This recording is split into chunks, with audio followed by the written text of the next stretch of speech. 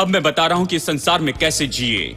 अब आपको बदलना होगा। आप उसी परिस्थिति में नहीं रह सकते, असफलता में नहीं रह सकते, आप उस डर में नहीं रह सकते, उस आशाहीनता में नहीं रह सकते, आप कर्जे में नहीं रह सकते, आप ऐसे नीचे नहीं जा सकते हैं, आप नीचे डूब नहीं सकते हैं, आप खुद को ऐसे नाश नहीं कर सकते, बुरी आदतों से नहीं कर सकते। आपको बाहर आना होगा, क्योंकि आप तो परमेश्वर के स्वरूप और समानता में बनाए गए हैं। और मैं आपको बताऊं, मेरे शब्द लोगों को ऊंचा उठाएंगे, क्योंकि ये तो परमेश्वर का वचन है और ये उन्हें बदलेगा, ये उन्हें जरूर बदलेगा।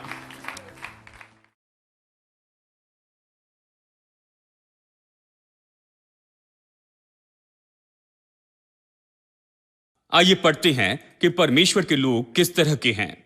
बाइबल कहती है इसे देखिए, सबोपदेशक 2:26, जो मनुष्य परमेश्वर की दृष्टि में अच्छा है।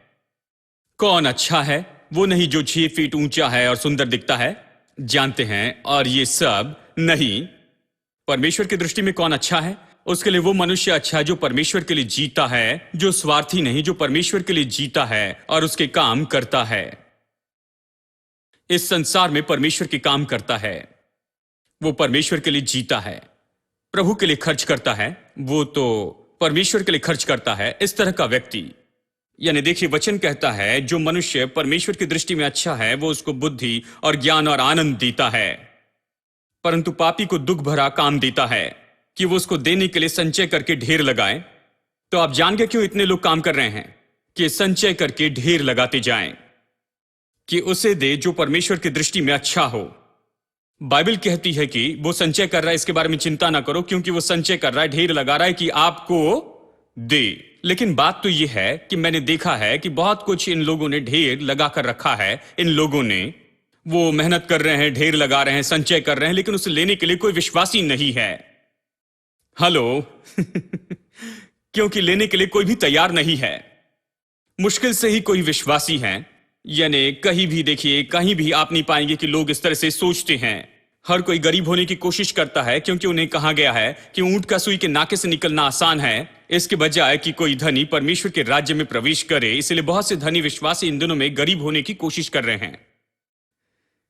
यानी विश्वासी लोग स्वर्ग में जाने के लिए गरीब होने की कोशिश कर रहे हैं, गरीब होने के द्वारा स्वर्ग के योग्य बनना चाहते हैं।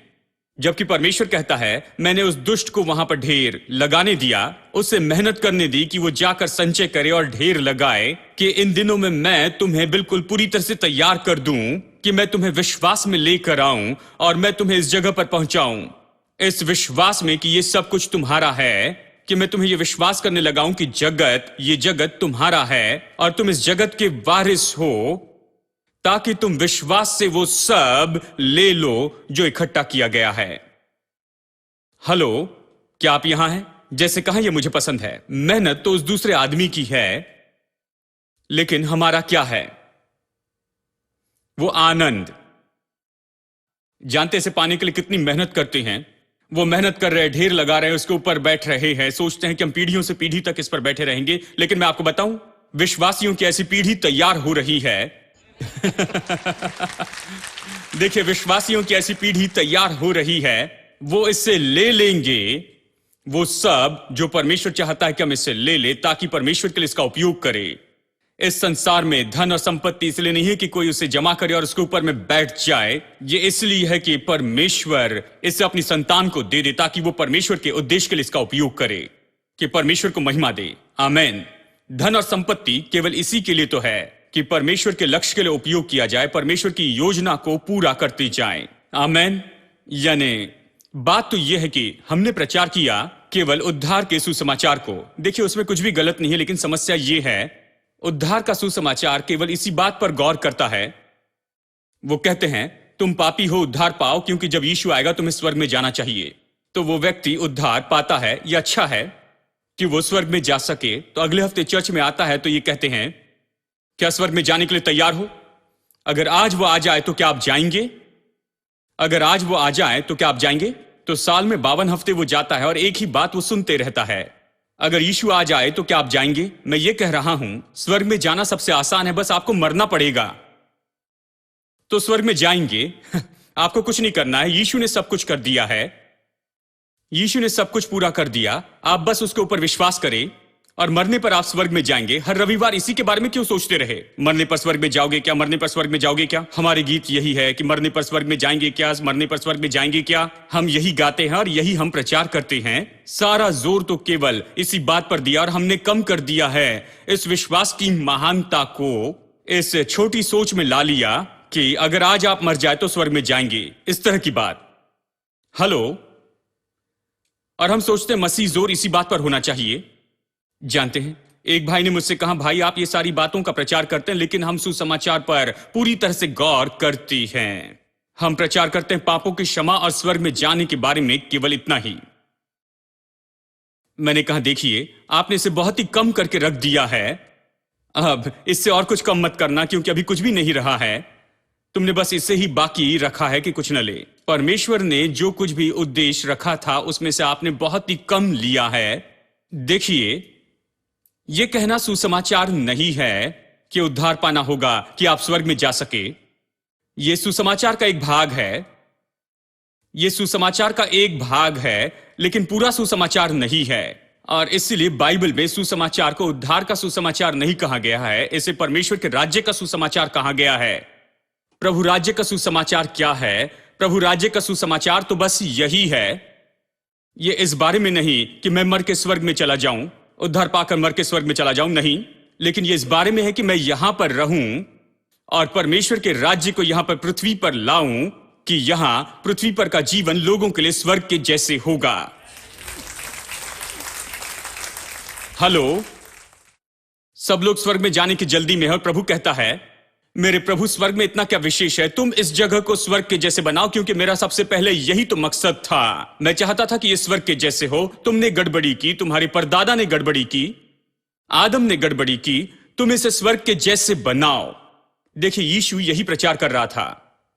हां, तो देखिए, परमेश्वर के राज्य का प्रभाव, परमेश्वर चाहता है कि हम यहां पर रहें, परिपूर्ण जीवन यहां पर जिए, यहां पर अपने कामों को पूरा करें, ताकि यहां पर विश्वासी के रूप में जीने से कि हम ले इस संसार के राज्य को परमेश्वर के राज्य के लिए हम ले, ताकि जैसे कि प्रकाशित वाक्य ये कहता है कि इस संसार के जो राज्य है वो तो हमारे परमेश्वर के राज्य हो जाएंगे।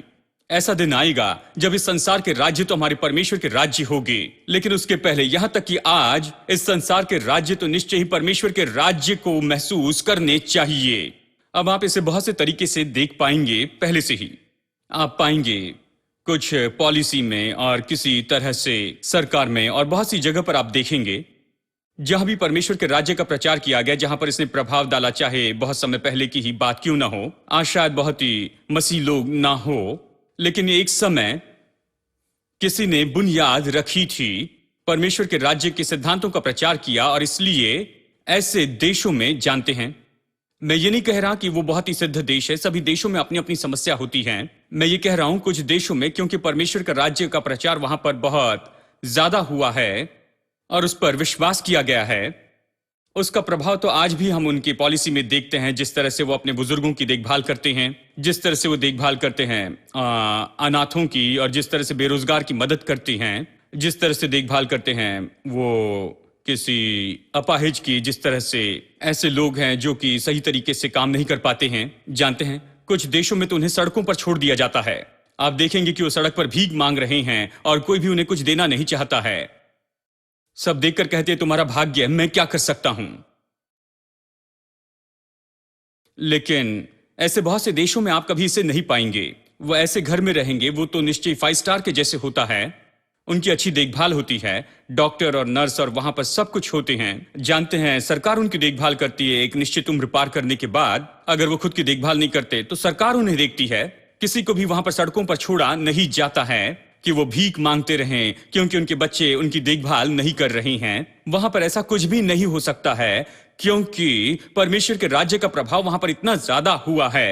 वो कुछ पॉलिसी के अनुसार काम करते हैं, जहां परमेश्वर के राज्य को काम करते हुए देखते हैं। वो बहुत परवाह करते हैं जो लोग गरीब हैं, जो लोग कंगाल हैं, जो बुजुर्ग हैं, जो अपाहिज हैं, और इस तरह के लोगों की।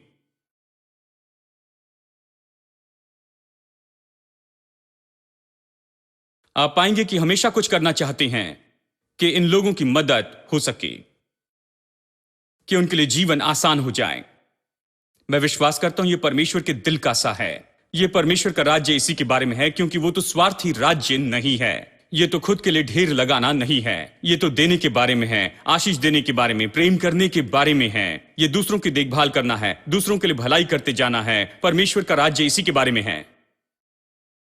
इतना ज्यादा प्रभाव हुआ है बहुत सी जगह पर कि ये प्रभाव तो अभी पूरे संसार में फैलता ही जा रहा है। मैं आपसे कहूंगा हम इस प्रभाव को अपने देश में भी देख सकते हैं। यहां तक कि इस देश में आप पाएंगे कि ये जो प्रभाव है ये तो बढ़ता जा रहा है कि अब वो ऐसी ऐसी पॉलिसी लेकर आ रहे हैं, जानते हैं, जो सच में गरीबों की मदद करती हैं, कि गरीबों को उठाए और ये सब, और जो लोग कंगाल हैं उनकी सुरक्षा करे। बहुत सी अद्भुत बात हो रही है, क्योंकि ये तो परमेश्वर के राज्य का प्रभाव बढ़ते चले जाना है।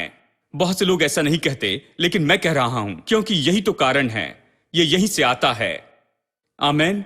चलिए देखते हैं कि परमेश्वर का राज्य क्या है। देखिए यीशु ने क्या प्रचार किया। मेरे साथ में निकालिए मत्ती रचित सुसमाचार 4, मत्ती अध्याय 4 वचन 23 और 24। यीशु सारे गलील में फिरता हुआ उनके आराधनालय में उपदेश करता और राज्य का सुसमाचार प्रचार करता। अपनी बाइबल देखिए, आपकी बाइबल से पढ़ रहा हूं। कल ये मत पूछना आप कौन सी बाइबल पढ़ते हैं पास्टर। कुछ लोग पूछते हैं आप कौन सी बाइबल से पढ़ रहे हैं। भाई वही जो आपके पास में है।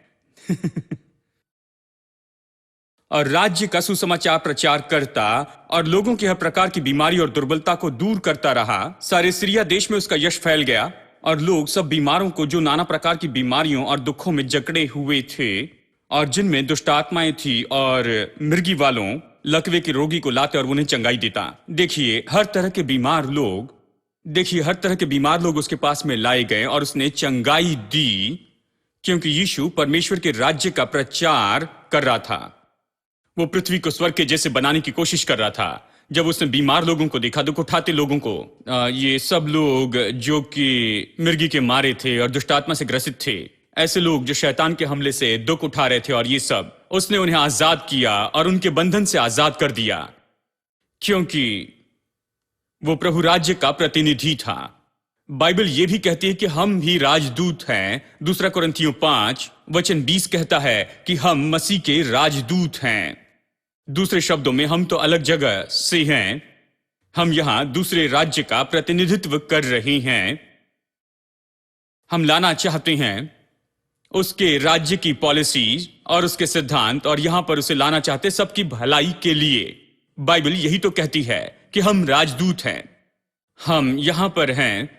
हम इसे पूरी तरह से अलग देखते हैं, लेकिन हम ऐसी जगह से आते हैं जहां पर सब कुछ बहुत अच्छा है। हम उसे यहां लाना चाहते हैं। यीशु भी ऐसे था। वो आता है, सारे बीमारों को और दुख उठाते लोगों को देखता है और वो उसे सह नहीं सकता है। वो बस उन्हें लाता है और उन्हें चंगाई देता, छुटकारा देता, आजाद करता। लूका 4 देखिए, लूका अध्याय 4 वचन 18 वचन 17 से देखते हैं। यशायाह भविष्यवक्ता की पुस्तक उसे दी गई और उसने पुस्तक खोलकर वो जगह निकाली जहां पर लिखा था। यहां पर यीशु एक आराधनालय में था, पढ़ रहा था। यशायाह से वचन पढ़ने का समय था।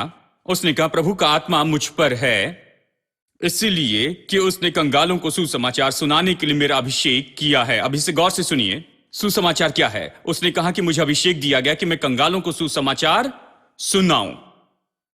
उसने मुझे टूटे दिल को चंगाई देने के लिए भेजा।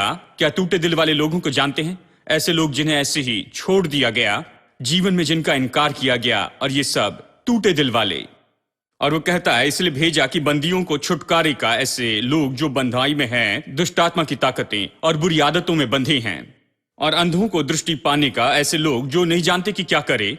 हाँ, और कुचले हुओं को छुड़ाऊं। देखिए ये तो ऐसे लोग हैं, ये कुचले हुए लोग। एक अनुवाद कहता है जिनके साथ में सही व्यवहार नहीं हुआ उनके समाज में, वो जो कुचले हुए हैं। तो यीशु क्या कहता है? उसने कहा मैं सुसमाचार प्रचार करने आया हूं। वो कौन सा सुसमाचार प्रचार कर रहा है? वो कंगालों को प्रचार कर रहा है, कुचले हुओं को, टूटे दिल वालों को, और जो बंधुआई में पड़े हैं, और अंधे, और इन लोगों को। यानी यहां पर सभी के लिए कुछ न कुछ है। उनकी सारी परिस्थिति के लिए, आत्मिक, मानसिक, भावनात्मक, शारीरिक और सामाजिक, हर एक बात के लिए, हर एक चीज जहां पर उनके साथ में गलत हुई है, यीशु कुछ प्रचार कर रहा है। हेलो, यही तो प्रभु राज्य का सुसमाचार है। वो कहता है, परमेश्वर का आत्मा मुझ पर है, उसने मुझे अभिषेक दिया कि मैं कंगालों को सुसमाचार प्रचार करूं। कंगालों को क्या प्रचार किया? जब कंगालों को सुसमाचार प्रचार करने के लिए अभिषेक होता है। अब इन दिनों में ज्यादातर हम यही सुनते हैं, जानते हैं गरीब है, शायद परमेश्वर ने आपको गरीब लाजर के जैसे चुना है, यही तुम्हारा भाग है, लेकिन चिंता न करो, एक दिन तुम स्वर्ग में सोने की सड़कों पर चलोगे। वो गरीब लाजर के लिए कितनी सांत्वना देगा। और ऐसे बहुत से गरीब लाजर हैं जिन्हें बताया गया और वो इसके आदी हो चुके हैं। वो गरीब लाजर का संदेश सुनना पसंद करते हैं। ओ वो मैं हूं, मैं गरीब लाजर हूं, मैं यहां पर हूं और एक दिन मैं सोने की सड़कों पर चलूंगा। उनका मन इसी में जुड़ चुका है। हां, लेकिन ये कंगालों को सुसमाचार नहीं। मैं आपको बताऊं कंगालों को सुसमाचार क्या है। जब आप कंगालों को सुसमाचार प्रचार करते हैं तो कोई कंगाल जो कि आपको सुन रहा है वो बहुत जल्दी बेहतर हो जाएगा। मैं चुनौती देता हूं, ये तो निश्चय ऐसी जगह है। मैंने सुना कि कोई हमारे लोगों के घर में आया, उसने कहा, और ये भाई तो अच्छे से जी रहे थे और उन्होंने कहा, जानते हैं तुम्हारा चर्च धनी चर्च है। जानते हैं, इस भाई ने कहा, नहीं ये धनी चर्च नहीं है, ये ऐसा चर्च है जो लोगों को धनी बनाता है। क्योंकि जब वो इस चर्च में आए तब वो रह रहे थे, जानते हैं, विश्वास नहीं कर पाएंगे, ये 10 फीट ऐसी लंबी और 4 फीट चौड़ी इतने ही कमरे में रह रहे थे और किचन था और किचन में ही उन्हें सब कुछ करना पड़ रहा था। बस यही था और बाथरूम सब बाहर था।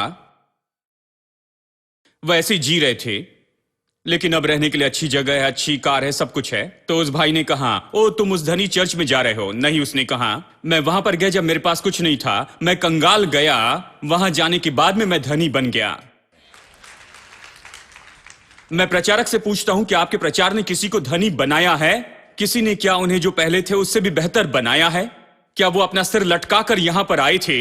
अपने आप से शर्माते थे, जिस घर में रहते थे उससे शर्माते थे, जिस दशा में रहते थे उससे शर्माते थे, जीवन में अपनी दशा और परिस्थिति से शर्माते थे, अपना सिर नीचे लटका कर आते थे। और जबकि आपने उन्हें प्रचार किया, इसलिए वो वापस गए आशा और प्रोत्साहन के साथ और प्रतिदिन अपने विश्वास में काम किया और उनका विश्वास काम करने लगा और वो कुछ बन गए।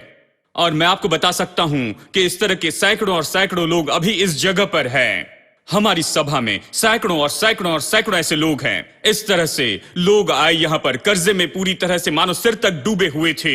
उनका कर्जा तो पूरे सिर तक चढ़ा था, वो तो कर्जे में पूरी तरह से डूब रहे थे। कुछ लोग आए जो मरना चाहते थे और आज वो जीवित हैं और जीवन में अच्छा कर रहे हैं। हां, कुछ लोग यहां पर आए, जानते हैं, व्यापार शुरू करना चाहते थे, कुछ भी नहीं था, सब कुछ खो बैठे थे।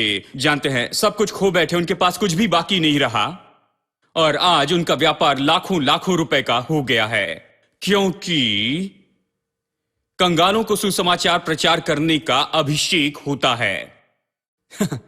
हेलो, मैं सोचता हूं मुझ पर वो अभिषेक है।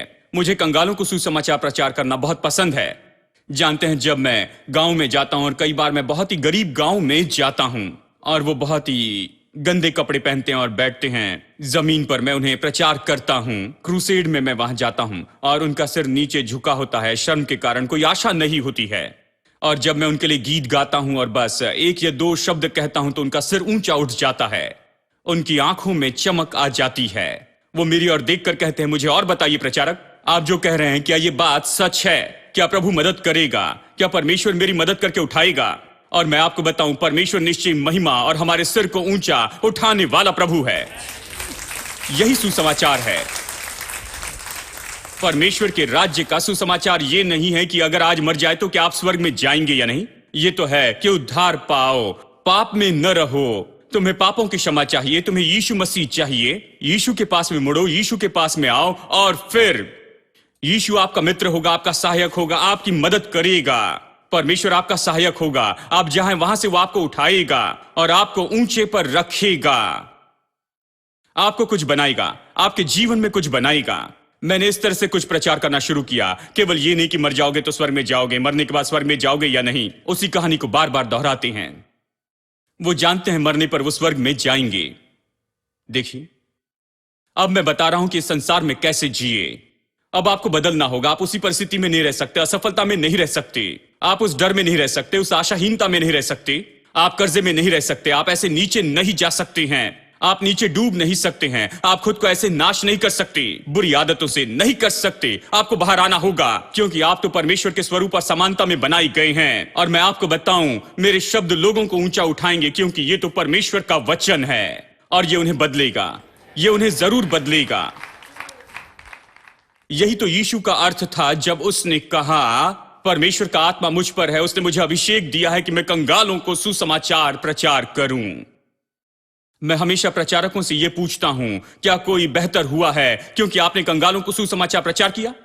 क्योंकि कुछ प्रचारक मुझसे पैसा मांगने आती हैं, अपने काम के लिए कहते हैं हमारे पास कुछ नहीं। मैं हमेशा कहता हूं, क्या आपने कभी इस तरीके से प्रचार किया है कि लोग बेहतर हो गए आर्थिक रूप में?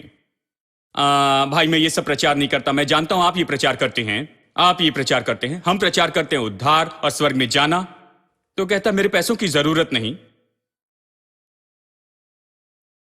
तो मैं उसे क्यों पैसे दूं जो स्वर्ग में जाएगा? आप मेरे पैसे से स्वर्ग में वहां पर क्या कर पाएंगे भाई बताइए? मैं यहां रहने वाले लोगों को दूंगा क्योंकि उन्हें यहां पर कुछ करना है। कई बार कठोरता से मैं उनसे बातें करता हूं, मैं उनसे कहता हूं, यदि आप इस तरह से सुसमाचार प्रचार करती हैं, ये गरीब आशाहीन व्यक्ति के अंदर आशा लाएगा, प्रोत्साहित करेगा, उसके जीवन में उसे बदल देगा, तब मैं आपको बताऊं उसे कोई कमी नहीं होगी, आपको भी कोई कमी नहीं होगी। देखिए, क्योंकि ऐसे प्रचारक को स्वयं परमेश्वर मदद करेगा। अगर उसे कुछ कौमों को भी भेजना पड़ा तो कुछ कौमों को, ठीक है, कि आपको भोजन दे, क्योंकि आप प्रभु के लिए महत्वपूर्ण हैं। कुछ लोगों के लिए परमेश्वर कभी कुछ नहीं भेजता है, कभी एक रोटी भी उनके लिए नहीं भेजता है, क्योंकि वो सोचता है ठीक है ये स्वर्ग में आ जाए, वहां किसी काम के नहीं है। जानते हैं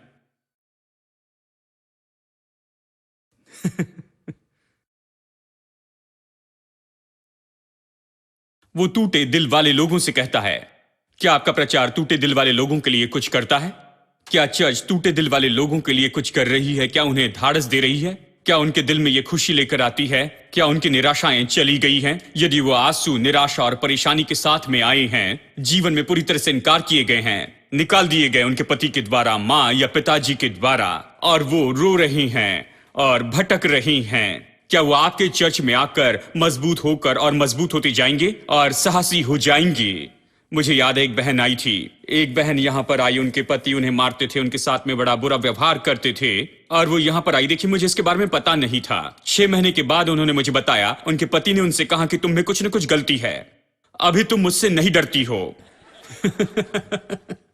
पहले तो तुम मुझसे बहुत ही ज्यादा डरती थी, अब तुम डरती नहीं हो। उसने कहा अभी मैं चर्च में जाती हूं। उन्होंने मुझसे कहा परमेश्वर मेरा सहायक, मुझे डरना नहीं है किसी भी मनुष्य से। मैं आपसे कभी नहीं डरूंगी, आप मेरा क्या नुकसान कर सकते हैं? अगर आप मुझे छोड़ दे, मुझे लात मार के बाहर निकाल दे, अगर मुझे एक पैसा भी न दे, फिर भी मैं जीऊंगी, क्योंकि परमेश्वर मेरा सहायक है। इस तरह से उसने कहा। इसके कारण वो शांत हो जाएंगे, वो 2 बार इसके बारे में सोचने लगेंगे। लेकिन हमें टूटे दिल वाले लोगों के लिए कुछ करना है। देखिए, ये तो अभिषेक है और यही तो प्रभु राज्य का प्रचार है।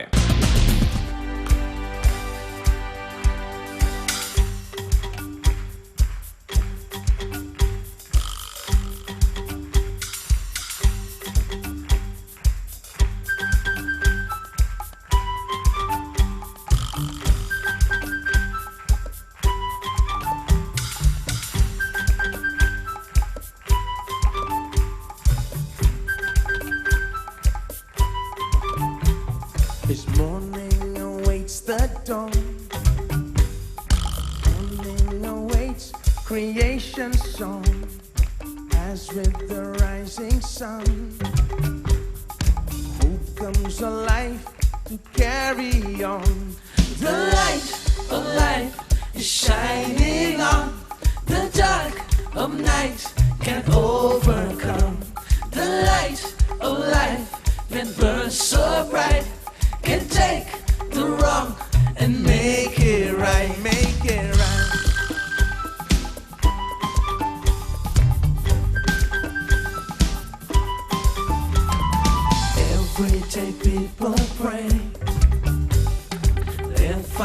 strength to make it through, while there is one who waits to fill their hearts with life anew. Oh, the light of life is shining on the dark of night can't overcome.